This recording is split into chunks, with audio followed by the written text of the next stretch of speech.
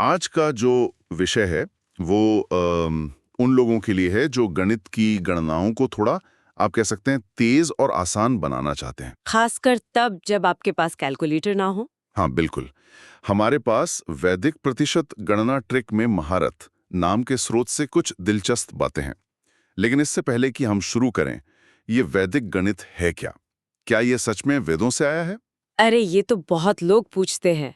असल में वैदिक गणित शब्द जो है वो 1965 में भारती कृष्ण तीर्थ जी की एक किताब से लोकप्रिय हुआ। अच्छा। दावा तो यही है कि ये प्राचीन ग्रंथों पर आधारित है, पर इसे ऐसे समझना बेहतर है कि ये मानसिक गणनाओं को तेज करने वाले सूत्रों का मतलब ट्रिक्स का एक सिस्टम है। तो ये पारंपरिक गणित का कोई विकल्प नहीं है?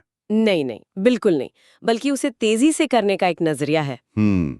अच्छा।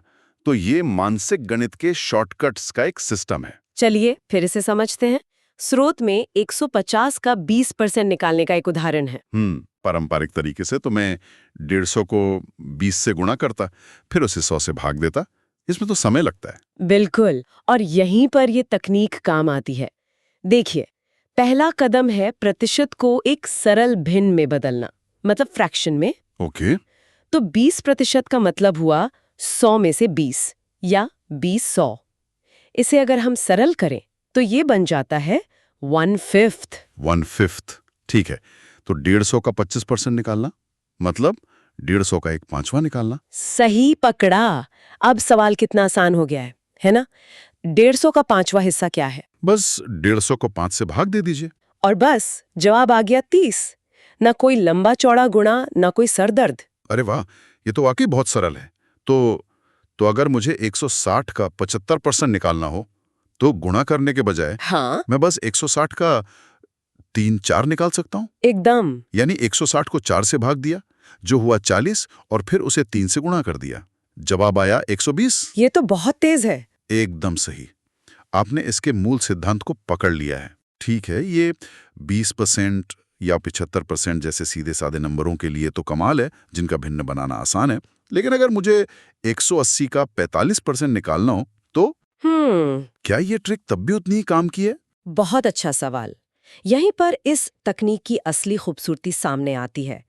आप मुश्किल प्रतिशत को आसान हिस्सों में तोड़ सकते हैं। हिस्सों में कैसे? 45% निकालने के लिए आप पहले 50% निकालिए और फिर उसमें से 5% घटा दीजिए। अच्छा, तो 180 का 50%, वो तो उसका आधा हुआ, यानी 90। और 5% निकालने के लिए? अब सोचिए, 5% 50% का 10वां हिस्सा होता है ना? हाँ सही बात है। तो 90 का 10वां हिस्सा हुआ 9।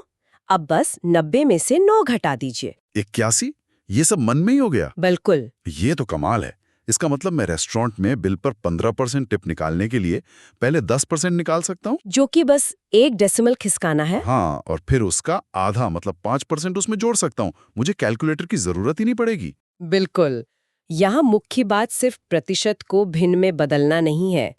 ये समझना है कि प्रतिशत को आसानी से जोड़ा और घटाया भी जा सकता है। ये सोचने का एक ज्यादा लचीला तरीका है। तो हमने जो सीखा वो सिर्फ एक गणित की ट्रिक नहीं है, बल्कि एक तरह से समस्या को देखने का एक नया नजरिया है। उसे छोटे आसान हिस्सों में तोड़कर हल करना। सही। हाँ, और यही बात हमें आज के अंतिम विचार पर लाती है। ये एक सवाल खड़ा करता है कि गणित की और कौन सी रोजमर्रा की समस्याएं हैं जिन्हें हम पारंपरिक तरीकों के बजाय एक अलग, शायद ज्यादा सरल नजरिए से हल कर सकते हैं।